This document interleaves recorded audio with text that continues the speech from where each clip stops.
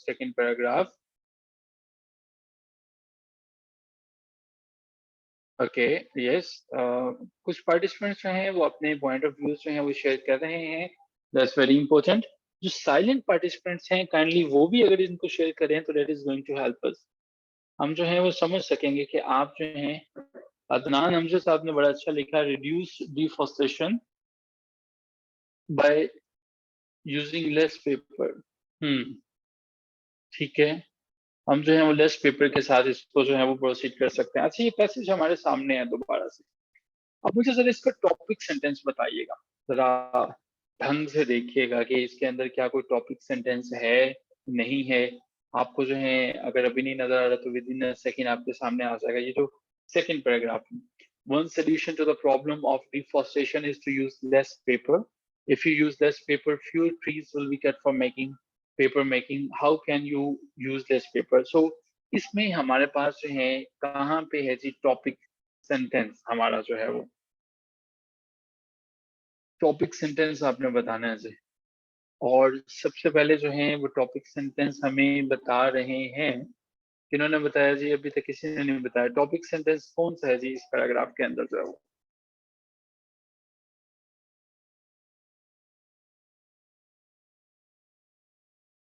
First line, doctor Sania साहिबा को लगता है कि फर्स्ट लाइन जो है वो इसकी टॉपिक सेंटेंस है। हम्म ठीक है, शाजिया साहिबा को लगता है कि सेकंड लाइन है। ओके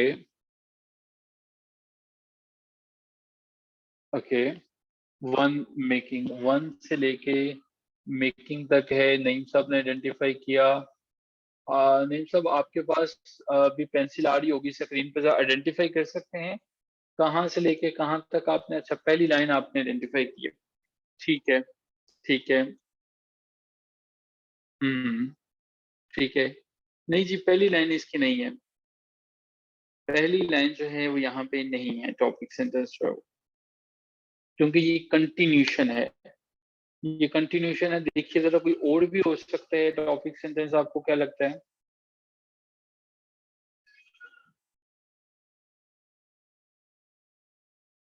कोई और भी हो सकती है?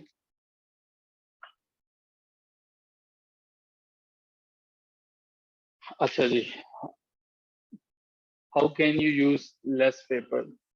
अच्छा इसमें एक चीज जो है वो याद रखिएगा अदनान नमजो साहब, कि कोई भी मिसगाइड करने की कोशिश करे, टॉपिक सेंटेंस हमेशा पहली लाइन ही रहती है। ठीक है, या तो उस सेंटेंस में पैराग्राफ में टॉपिक सेंटेंस हो नहीं सकता, वरना टॉपिक सेंटेंस का मीन ही यही है कि वो पहली लाइन ही रहती है। ठीक है, तो ऐसा नहीं हो सकता कि वो फोर्थ लाइन पे आ जाए, फिफ्थ लाइन पे आ जाए, इट्स नॉट लाइक दैट।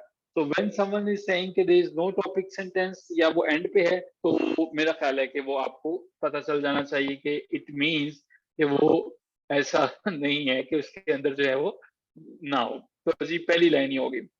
अच्छा जी, अब हमारे पास कुछ और क्वेश्चंस हैं, हमने प्रॉब्लम सॉल्यूशन पैराग्राफ को समझने की कोशिश कर रहे हैं। अच्छा मुझे ये बताइएगा कि ये हमारे पास है कि what solution does the writer offer, what details sports और explain the solution.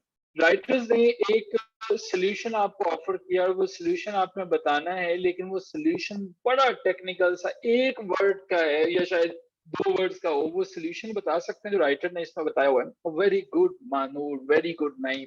Yes, the writer has told you to use 3 hours.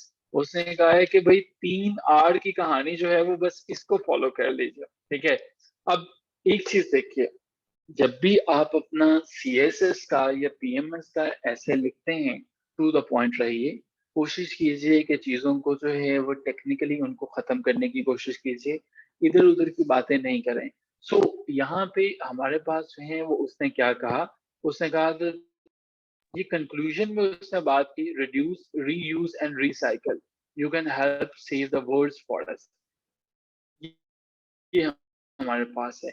आप अपने जब कंक्लूजन में बात करोगे ना, देखो हमेशा जब भी आप अपने ऐसे को शुरू करेंगे, हमेशा जब भी आप अपने ऐसे को कंक्लूड करेंगे, आपका ऐसे शुरू से लेके एंड तक आई कैचर होना चाहिए, ग्रैब करनी चाहिए अटेंशन उसको जो है वो। मिसाल के तौर पर अगर आप बात कर रहे हैं इसकी। अब ये देखिए, one solution to the problem of deforestation is to use less paper. If you use less paper, fewer trees will be cut for paper making।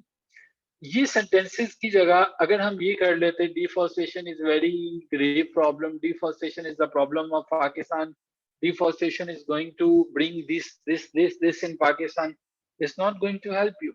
So you need to remain technical and you need to stay to the point throughout your essay. Moving on from here,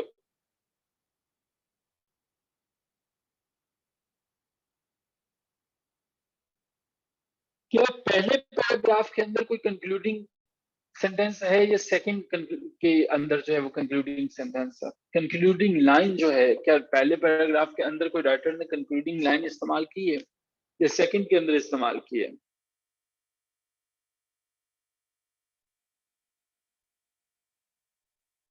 या दोनों के अंदर concluding lines मौजूद हैं? दोनों paragraph के अंदर मौजूद हैं या पहले के अंदर हैं? किस तरह से हैं जी? फर्स्ट की लास्ट वाली, अदनान अमजद साहब, शाजी साहब को लगता है दोनों में है, नईम को लगता है दोनों में है, हाशिर को लगता है सेकंड में लास्ट वाली है। ठीक है, बाकियों को क्या क्या लगता है? अच्छा जी।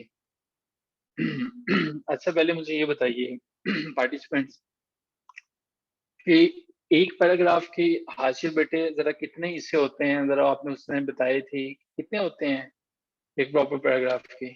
बिल्कुल ठीक है।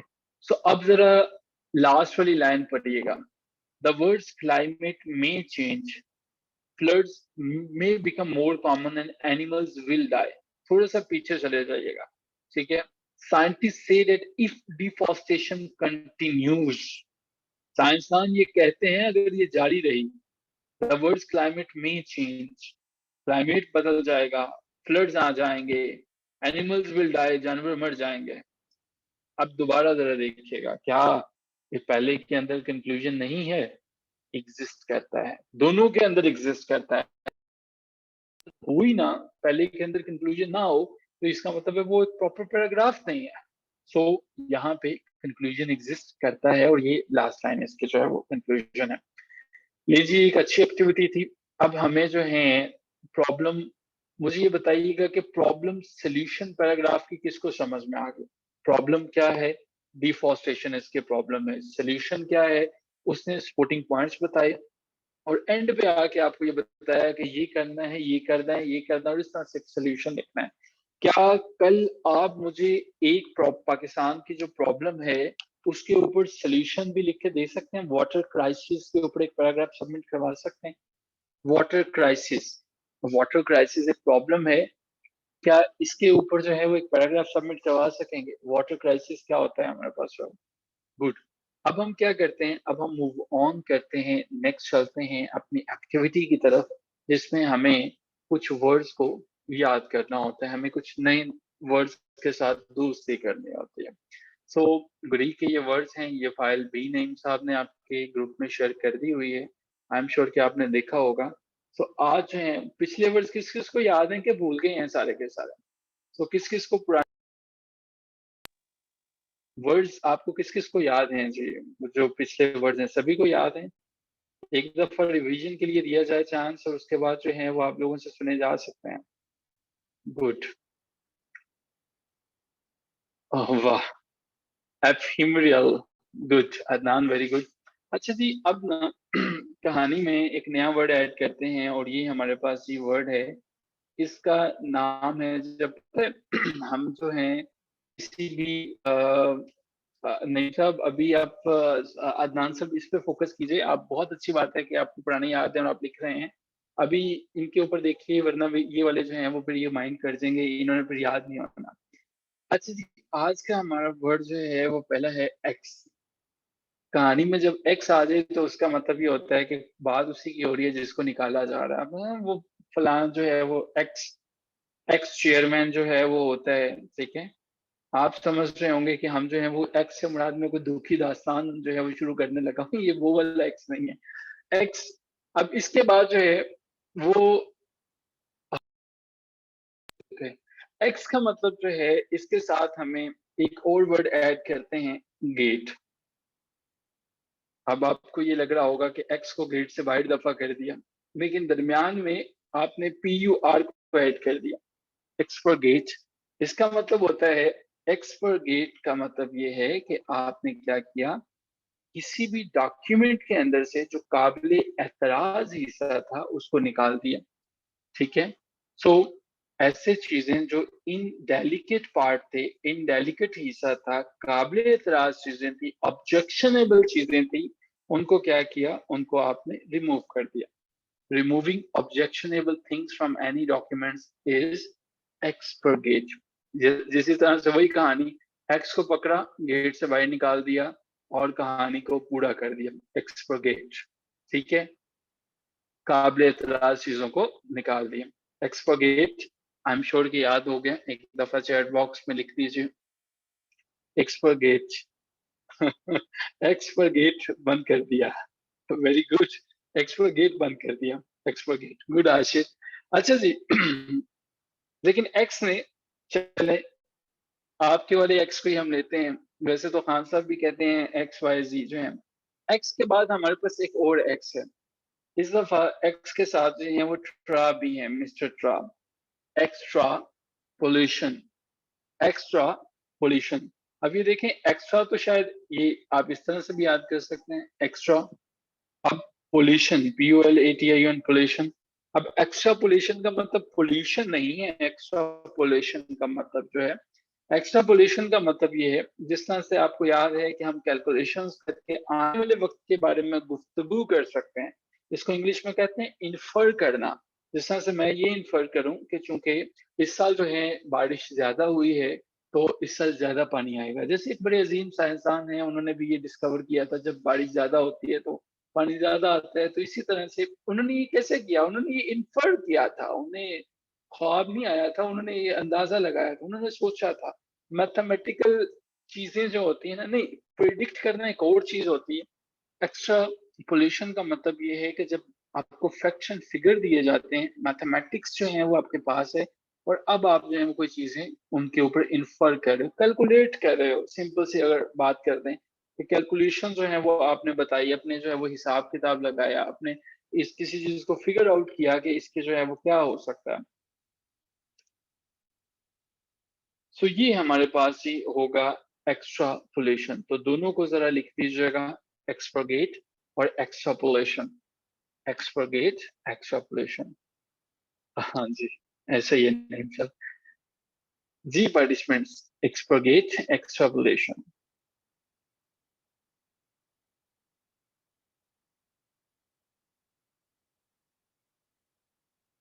Very good, very good. आप सभी को, आपने एक इडियम सुना होगा, face the music. Face the music का मतलब होता है परेशानियों का सामना करना। अच्छा जी, इसी फेस के जो है, फेस के आगे अगर आप जो है वो TIOUS लगा दें, फिस्टियस। फिस्टियस का मतलब होता है एक ऐसा शख्स जो खुश मिजाज होता है।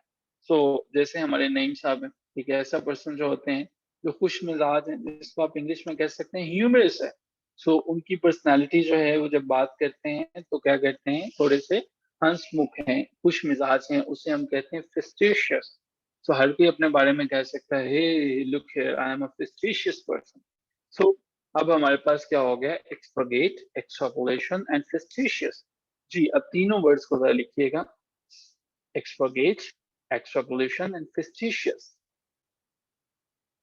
जी, लेट्स सी कि कौन सबसे पहले लिख रहा है। जी, हमारे पास Naeem, very good, expurgate, extrapolation, fictitious. ठीक है, वेरी गुड। हाशिद ने सेकंड नंबर पे लिखा। सो महानूर ने लिखा, वेरी गुड महानूर बेटे। इसके अलावा जो हैं अमजद साहब जो हैं वो कहाँ पे हैं, अदनान अमजद साहब ने लिखा, very good, expurgate, extrapolation, fictitious. Waqas Anees साहब ने लिखा। वकास साहब हमें कम कम नजर आते हैं, क्या वजह है? आप कहीं सिंध के इलाके में जो हैं रहते हैं, या कहीं नेपाल के जंगलों में कड़ी तपस्या कर रहे हैं आजकल, और आप सोच रहे हैं कि बाद में ही जाऊंगा? आप कम कम हमें चेहरा दिखाते हैं,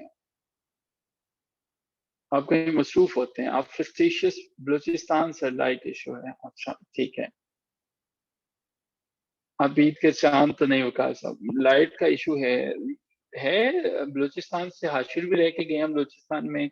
सानिया बेटे भी, आप भी बलूचिस्तान से हैं। सानिया बेटा, है कोई लाइट का इशू वहाँ पे? ये कहीं ऐसे तो नहीं है कि वकास अनीस साहब जो हैं वो सर बेटर है? अभी कुछ बेहतर हो गए हैं हालात, चले अल्लाह खैर करे कोयटा में। अच्छा जी, अब हमने एक्सप्रोगेट, एक्सट्रापोलेशन, फिस्टिशियस, अब इसके बाद जो है वो हमें, अच्छा याद रखिएगा, किसी वर्ड का मीनिंग ना भी ना समझ में आ रहा हो, उसको जरा गौर करते चले जाइए, उसको देखते चले जाइए। अब देखें, फिस्टिशियस है ना, एक वर्ड कोई एक रीजन होती है, उसको कहते हैं एटमोलॉजी, तोड़ने की कोशिश करने। अब ये देखें, मेरे पास ये वर्ड लिखा हुआ है फेलिशियस, अब मुझे इसका मीनिंग फॉर एग्जांपल नहीं आता है। मैंने क्या किया, मैंने तोड़ने की कोशिश की कि यार अगर मैं ये फॉल को करूंगा तो इसका मतलब होता है गिरना, फेलिशियस। अब मिलता जुलता जो है वो आपको पता चल जाएगा कि फेलिशियस का मतलब ये है कि एक ऐसा पर्सन जो फैलिसी के ऊपर होता है, जो इनकरेक्ट या मिसलीडिंग चीजें होती हैं, कोई ऐसा पर्सन जो फेक होता है, जो जाली होता है, ठीक है, उसको हम क्या कहते हैं, उसको हम कहते हैं फेलिशियस। ठीक है, एक इनवैलिड डॉक्यूमेंट, इनवैलिड पर्सन, एक ऐसा पर्सन जो कि आपके सामने जो है वो रॉन्ग चीजों की बात कर रहा है, रॉन्ग डॉक्यूमेंट्स है कोई भी, वो फेलिशियस है। I am not going to trust on your fallacious statement. ठीक है, सो जी, अच्छा पेशीन से आप, अच्छा जी जी, expurgate, extrapolation, fictitious and fallacious. जी पार्टिसिपेंट जरा क्विकली लिखिए ताकि हम मूव ऑन करें।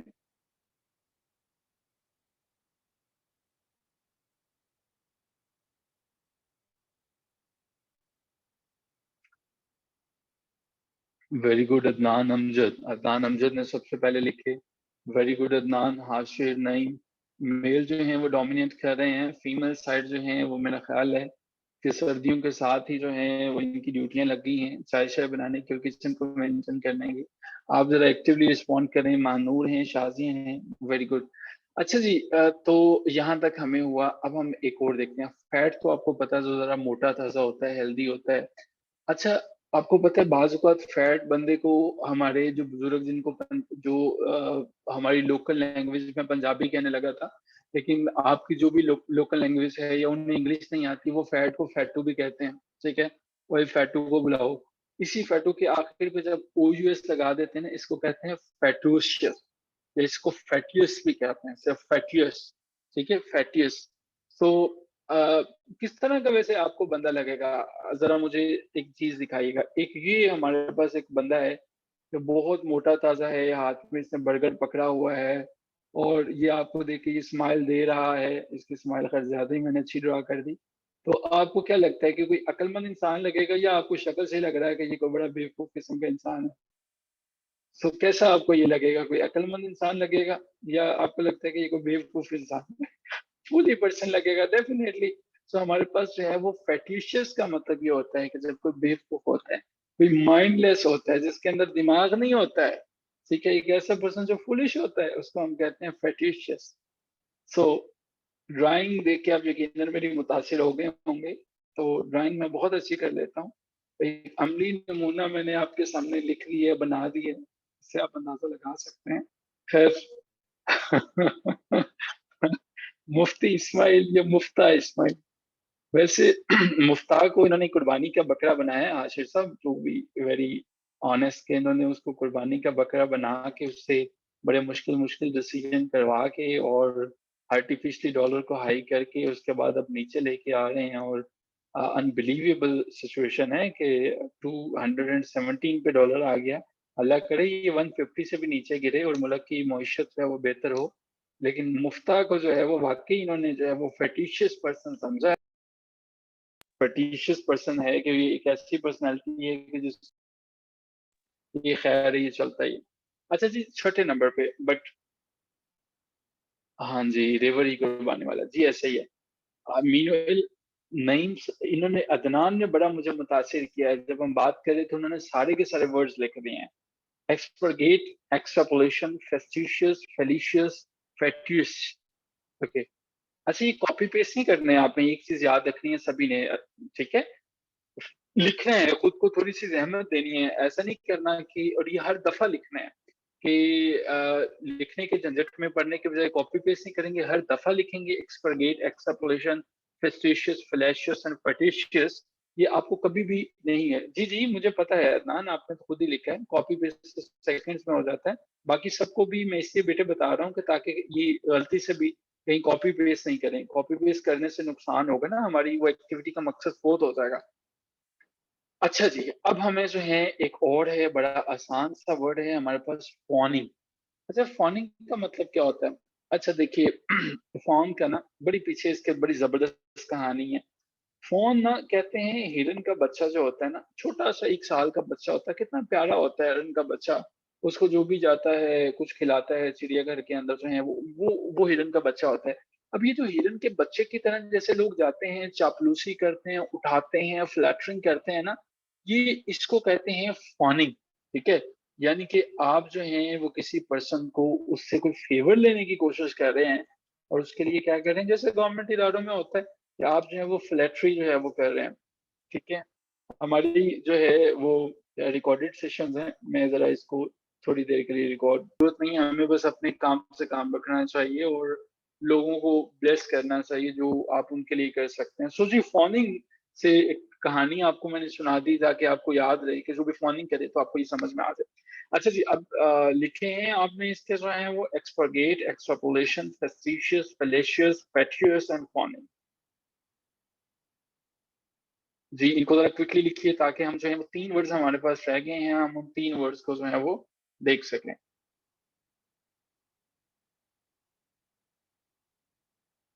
जी, पार्टिसिपेंट्स। मीनवाइल जो है आप इसको टाइप कर रहे हैं क्योंकि वर्ड ज़्यादा, अब सिर्फ 5 के बाद आप जानते हैं पॉलिसी हमने सिर्फ 1 लिखना होता है। 5 के बाद तो हमने सिर्फ अगले वाले कैरी फॉरवर्ड करने हैं। 5 के बाद हमने सिर्फ अगला कैरी फॉरवर्ड करना है, एक ही फॉनिंग जो है वो वही कैरी फॉरवर्ड करना था हमने। ठीक है? फॉनिंग, क्योंकि 5 तक हमने पिछले, इससे ज्यादा हम नहीं लेके चल सकते ना। फॉनिंग, फॉनिंग के बाद अब हमारे पास है जी फेली, सी FELICITOUS।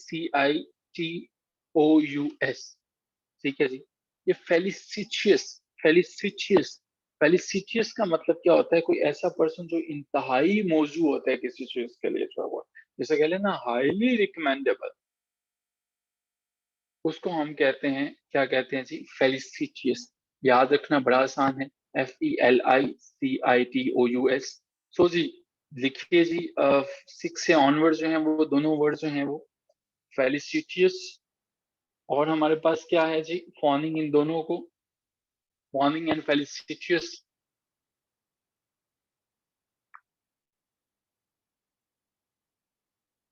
मीनवाइल जी आप जब तक ये लिख रहे हैं, very good, very good Adnan. अब हम जो है वो आगे चलते हैं, आगे हैं हमारे पास FLED। अच्छा, ये फ्लैट का क्या मतलब होता है? आपने फ्ली का मतलब क्या होता है ये तो आपको पता है, फ्ली का मतलब क्या होता है? फ्ली का मतलब क्या होता है? फ्ली, भाग जाने को कहते हैं। ठीक है, भाग जाना, किसी का निकल जाना जो होता है। अच्छा, ये फ्लड भी उसी से ही है, फ्लड। और इस फ्लड के आखिर में है GLING, फ्लडग्लिंग, फ्लडग्लिंग, फ्लडग्लिंग का क्या मतलब होता है? अच्छा, कोई परिंदा है ना, छोटा सा पाला होता है, जिस तरह से बचपन में स्पैरो डाल पाल लेते हैं, जिस तरह से डॉक्टर सानिया साहिबा जो हैं वो क्या कैट्स को पालती हैं। जब भी कभी मुझे साल में एक आध दफा स्टेटसेस देखने का इत्तेफाक होता है, तो मैं देखता हूँ डॉक्टर साहिबा की डीपी पे या इनके ना स्टेटस पे एक बिल्ली होती है और ये उसी को दूध पिला रही होती है, और वो बिल्ली आखिर में क्या करती है, वो फ्लैडलिंग का शिकार हो जाती है, भाग जाती है जैसे ही वो चलने फिरने के काबिल होती है। तो डॉक्टर साहब फिर एक नई बिल्ली पकड़ लेते हैं, फिर उनको जो है वो दूध पिलाती हैं, तो इसी तरह से ये सिलसिला चल रहा है। तो फ्लडलिंग जो है इसका मतलब ये है कि जब कोई परिंदा, कोई जानवर, कोई बर्ड आपने पाला पोसा, जब वो बड़ा हो गया तो वो भाग गया। और डॉक्टर साहब वाली जो स्टोरी है, इसका इस कहानी से कोई ताल्लुक नहीं है, लेकिन समझाना मकसद था फ्लडलिंग, कि वो जो है आपने कोई परिंदा या कोई जानवर पाला, वो भाग गया। इसका मतलब ये भी हो सकता है कि कोई फ्रेशमैन, जब कोई कहते हैं ना कि he is a fledgling in this department, इसका मतलब है ये कहीं से भाग के नया बंदा आया हुआ है। ठीक है, उड़ने के काबिल होने तक पालना किसी को जो है वो। ठीक है, सो जब भी कोई नया पर्सन किसी एक्टिविटी में आता है उसको भी फ्लैगलिंग कहते हैं। सो हम इसका मीनिंग ये भी देख सकते हैं, न्यू पार्टिसिपेंट, इन आ कंपनी, या एक ये भी है कि किसी को तब तक पालना जब तक वो भाग नहीं जाता। ये हमारे पास है जी फ्लैटलिंग। अब हम जो है आखिरी 2 वर्ड्स, लेकिन उससे पहले 3 वर्ड्स जो हैं वो लिखेंगे आप जो हैं, फॉनिंग, फेलिसिटियस एंड फ्लैटलिंग। फॉनिंग, फ्लैटलिंग, फेलिसिटियस। डॉक्टर साहिबा आपने बहुत क्विकली लिखा है, वेरी गुड। अच्छा जी, 9th नंबर पे है जी फ्लाउट। ये आसान है, इसको हम जल्दी से देखेंगे। फ्लाउट का मतलब होता है तौहीन करना, कॉन्टेम्प्ट करना किसी के ना, कॉन्टेम्प्ट करना, तौहीन करना। और 10th नंबर पे हमारे पास जो है वो वर्ड है आज का, फॉर्मेंट। फॉर्मेंट किसको कहते हैं? किसी को परवरिश करना, किसी चीज को पुख्ता करना, बड़ा करना, ठीक है।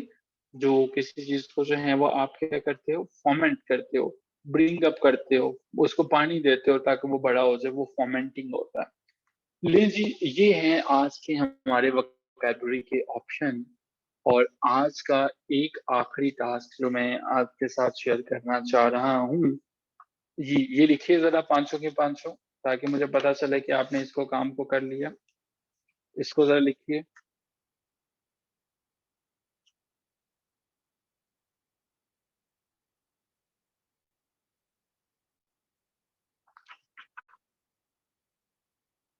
अब जो है हम 10 मिनट जो है वो जरा सर्व करना चाहेंगे कि हमें लिटरेरी एसेस को कैसे हल करना है, उनकी आउटलाइन कैसे बनानी है। आपको याद है ना कि हम अपने एसेस की क्लास में जरा मुख्तलिफ किस्म के एसेस का हुलिया बिगाड़ने की कोशिश करते रहते हैं। आई एम श्योर कि आप सबको जो है वो वोकैबुलरी याद हो चुकी है। तो आप ऐसा भी कर सकते हैं कि कभी-कभी अपने ग्रुप में भी अपने ये वर्ड्स हैं वो शेयर कर सकते हैं। अच्छा जी, आज का जो ऐसे है ना वो है, मैंने लिटरेरी ऐसे का टारगेट है, the child is the father of man. अमूमन तो ये लोग जो हैं जो इंग्लिश से नहीं हैं उनको तो ये मुश्किल लगते हैं। डेफिनेटली मुझे तो ये पता है कि ये विलियम वर्ड्सवर्थ की लिखी हुई है नज़्म है, उसमें से लिया गया द प्रील्यूड है जो 1805 में हुई।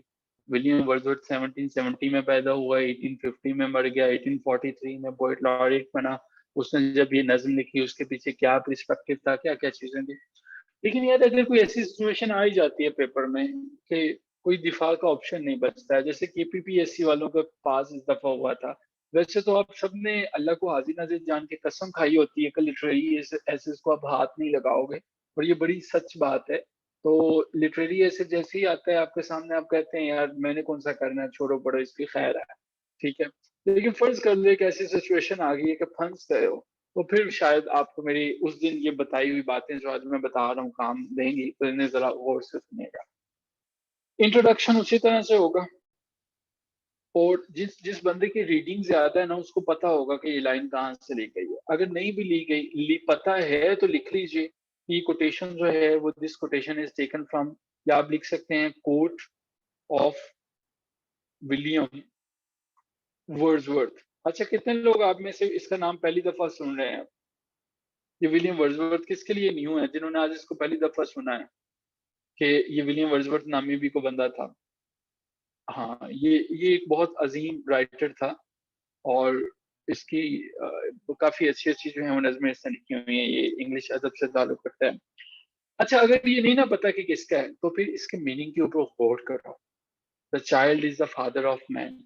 अब ये समझने की कोशिश करो कि इंसान जो है ना जब वो मैनहुड तक पहुंचता है तो उसको कई स्टेजेस से गुजरना पड़ता है। तो इस पे फिर बताओ कि चाइल्डहुड मीन्स, यहाँ पे लिखो childhood means free from responsibilities, ठीक है। वो जॉन कीट्स हैं, नेचर पोइट। नहीं नहीं नहीं, ये शाजिया ठीक कह रही हैं, पोइट ऑफ नेचर ना, ये ठीक कह रहे हैं। नहीं साहब, आपका ताल्लुक चूंकि इंग्लिश से नहीं है, शाजिया आई थिंक के ये इंग्लिश से हैं, और ये सही कह रहे हैं, नेचर का ना ये पोइट है। तो वो जॉन कीट्स जो है वो सेंशियसनेस है, वो है रोमांटिक राइटर्स में जो है वो यंगर रोमांटिक है। खैर वो एक अलग डिबेट है, वो हमारे इस टॉपिक से रिलेटेड नहीं है। अच्छा जी, चाइल्डहुड, इसके ना फिर मीनिंग्स को एक्सप्लोर करने की कोशिश करो। जिस तरह से उर्दू में इडियम्स होते हैं ना, काठ की हंडिया बार बार नहीं चलती, अंधा बांटे शेरनी या श्रीनी, मुड़ मुड़ के अपनों में बचने की कोशिश करो। फिर इस तरह की कोई कोटेशन दो चार और रिलेट करने की कोशिश करो, ठीक है। फिर बताओ कि क्या, अच्छा मैं ना आज बल्कि क्या करता हूँ, दो तरीके कार होते हैं। एक तो आपको जो है बच्चे को तैरना सिखाएं, तो तैरना सिखाएं उसको, पहले तैर के दिखाएंगे इस तरह से है, या उसके करीब ना खड़े हो जाएं और उसको किसी छोटे से ना तालाब के अंदर धक्का दे दें जिसमें वो खुद अपनी जान बचाने की कोशिश करे और उसको पता चले कि वो कहाँ पे है, और अगर डूबने लगे तो बचा ले।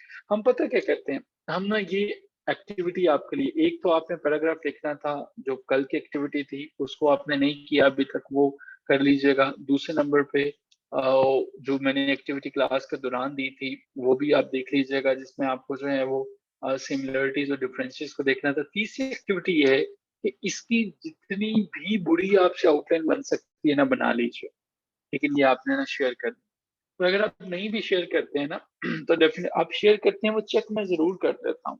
मुझे थोड़ा सा टाइम लग जाता है उसमें, डेफिनेटली बिजी रूटीन होने की वजह से, लेकिन चेक जरूर हो जाती है और वो मैं वापस भी भेजता हूँ। अगर मैं इनबॉक्स में भेज देता हूँ या उस पर्सन को ग्रुप में भेज देता हूँ, लेकिन कोशिश कीजिएगा कि इसके ऊपर आउटलाइन बनाइएगा। कैसे बनेगी कल डिस्कस किया था, आउटलाइन बनानी है, आउटलाइन नहीं बनानी। इसका मीनिंग क्या समझ में आता है, क्या हो सकता है, इंटरनेट पे लिखो, गूगल करो, समझने की कोशिश करो, और इसका लिटरेरी ऐसे का मुझे कल आपने आउटलाइन बनानी है, ठीक है। ये आपने जो है वो कर दें। अच्छा नहीं, इसका मतलब ये होता है कि जो बच्चा होता है ना, वो फादर ऑफ मैन, इंसान ये समझता है कि मैं जो है वो बेसिकली बच्चा, बच्चे का बाप हूँ, ठीक है। लेकिन जो बच्चा है ना, वो अभी लगता है कि वो बच्चा है, लेकिन वो रिस्पॉन्सिबिलिटीज लेना ले लेगा, कल को वो जिम्मेदारियां पिक करेगा, उसके ऊपर रिस्पॉन्सिबिलिटीज आएंगी, ठीक है। सो जो आज का बच्चा है बेसिकली, वो कल को जो है वो रिस्पॉन्सिबल पर्सन है। सो इसके एक तो इंटरप्रिटेशन की ये भी क्लियर हो सकती है, आप मुमकिन है कि आप इसको जो है एक और तरह से भी ले सकें। आप इसको जो है वो इस तरह से एक्सप्लेन कर सकें कि ये पाकिस्तान की जो सिचुएशंस है करंटली उसके ऊपर बात कर लीजिए, ठीक है। आप बिहेवियर की बात कर लें, ठीक है। जो बच्चा है जब वो बड़ा होता है, जिन एक्टिविटीज में से गुजरता है, चाइल्डहुड की तरफ जाता है, उसकी पर्सनैलिटीज मुख्तलिफ जगहों से गुजरती है। तो वर्ड्सवर्थ को ये लगता था कि जो फादर ऑफ द मैन है ना, वो बच्चा जो है वो चाइल्ड लाइक बनता चला जाता है, कि वो सिर्फ उसके नंबर्स जो है वो एज के बढ़ते चले जाते हैं। असल में वो जो बच्चा है वही जो है वो उसका फादर है, ठीक है। एक और तरह से समझने की कोशिश करते हैं, आसान करने की कोशिश करते हैं कि देखें हमारे पास जो है, जब एक छोटा सा बच्चा होता है, बच्चा कुछ आदतों को फोकस करता है, टाइम एंड अगेन जो है वो उनको करता है। फिर वो बच्चा बड़ा होता है, अडल्टहुड की तरफ जाता है, फिर ओल्ड एज में जाता है, और फिर जो है वो दोबारा जो है वो बच्चा बन जाता है, ठीक है। सो डोंट यू फील कि वो जो जब ओल्ड एज में पहुंच जाता है तो एक साइकिल सारे का सारा रिपीट होता है, जो कि ये चाइल्ड जो है वो that is the father of the man, ठीक है। एक ऐसा सिचुएशन, एक ऐसा सर्कल जिसमें नेचर रिपीट करता है। ये जो वर्ड्सवर्थ था ना, ये नेचर का पोएट था, नेचुरल पोएट था। इसको ये लगता था कि बंदे को अपने बचपन के साथ ताल्लुक को कभी नहीं छोड़ना चाहिए। वो जो हैबिट्स, वो जो आदतें, वो जो बचपन में उसने पाली पोसी हैं, उसको उसको कंटिन्यू करना चाहिए। वो यही कहता है कि ओल्ड एज में भी जब आप पहुंच जाते हो, तब भी आपको जो है वो पता चलता है कि आप ट्रू फादर हो, ठीक है। यहाँ पे आप अपनी उन एक्टिविटीज की बात कर सकते हो। The child is the father of the man. तो जो चाइल्डहुड में अडल्टहुड में आपकी आदतें बन जाती हैं, आप उन्हें नहीं छोड़ सकते हो। अगर आप वहां पे हार्ड वर्किंग है, डेडिकेटेड हैं, तो उसी तरह से प्रोसीड फर्दर करोगे। आप इसको एक्सप्लेन कर सकते हो कि the child is the father of the man. अगर कोई एक ऐसा पर्सन हमारे पास है जिसने बचपन के अंदर काम नहीं किया और उसकी फैमिली में उसको ऐसी नोरिशमेंट मिलती है, तो उन फैमिली का सर्कल वैसे चलता रहता है। आप इनको कंट्री की सिचुएशंस के साथ रिलेट कर सकते हो। ये एक सब्जेक्टिव अप्रोच है जिसके मल्टीपल मीनिंग्स निकल सकते हैं। मैं अगर होता तो मैं इसका मीनिंग कुछ यूं निकालता और मैं लिखता कि the child is the father of the man. Yes, that's true. मैं रिलेट करने की कोशिश करता कि हम जो आज काम कर रहे हैं, ये जो पाकिस्तान में हम लोग काम कर रहे हैं, हम लोग आज भी वही कर रहे हैं कि जिस तरह से जो हम आज से कोई 30-40 साल पहले कर रहे थे। ठीक है? हम आज भी उन्हीं उन्हीं रास्तों पे चल रहे हैं। मिसाल के तौर पर हमें 2010 में भी दुनिया से मदद की अपील कर रहे थे, 2022 में भी हम मदद की अपील कर रहे थे, ठीक है? और हो सकता है कि 2027 में भी हम जो है वो मदद की अपील कर रहे हों। इट मीन्स कि वो जो बच्चा जो कल था और आज वो बच्चा बन गया है, इट मीन्स कि वो अभी तक उसी पैटर्न पे चल रहा है। आई एम श्योर कि कुछ समझ में आनी शुरू हुई। हम 1960 में लोगों को मदद दिया करते थे, तब जो है वो बच्चा, the child was not the father of the man. लेकिन अब जो सिचुएशन है, एक ऐसा सर्कल है जो चलता चला जाता है, जो चलता चला जाता है, और जिसकी कोई एंडिंग पॉइंट्स नहीं है। ठीक है? आई एम श्योर कि इस पे मैंने आपको आंसर करने की कोशिश की और कुछ चीजें किसी हद तक क्लियर हुई। ऑलराइट जी। सो पार्टिसिपेंट्स, यहाँ पे हम जो हैं वो रुकेंगे इंशाल्लाह। आई एम श्योर कि ऐसे के हवाले से चीज़ें काफ़ी अच्छे से समझ में आ रही होंगी आपको, और जो एक्टिविटीज़ डेली बेसिस पे हैं ये आपको काफ़ी हेल्प आउट कर रही होंगी कि कैसे आउटलाइन बनाना है, टॉपिक सेंटेंस, आपको कंक्लूजन कैसे लिखना है, आपको सपोर्टिंग सेंटेंसेस कैसे ऐड करने हैं, प्रॉब्लम सॉल्यूशन पैसेजेस क्या हैं, वोकैब्युलरी कैसे एडअप करने हैं, आउटलाइन कैसे बनानी है। ये सब की सब चीज़ें आपको ठीक-ठाक जो है वो टाइम देती होंगी, और आप ना सिर्फ क्लासेस को एंजॉय कर रहे होंगे, बल्कि आप इन तमाम चीज़ों को भी सीख रहे होंगे बड़ी एक्टिवली जो है वो। ठीक है? हम डेली बेसिस पे कोशिश करेंगे कि अपनी ऐसे की क्लास में एक लाइव आउटलाइन बनाएँ, ठीक है? ताकि आपके जो है वो आउटलाइन के ऊपर भी हैंड ऑन प्रैक्टिस हो जाए। सो जी, कोई क्वेश्चन हो तो पूछ लें आप सबका। ख्याल रखिए अपना। खुदा हाफिज़।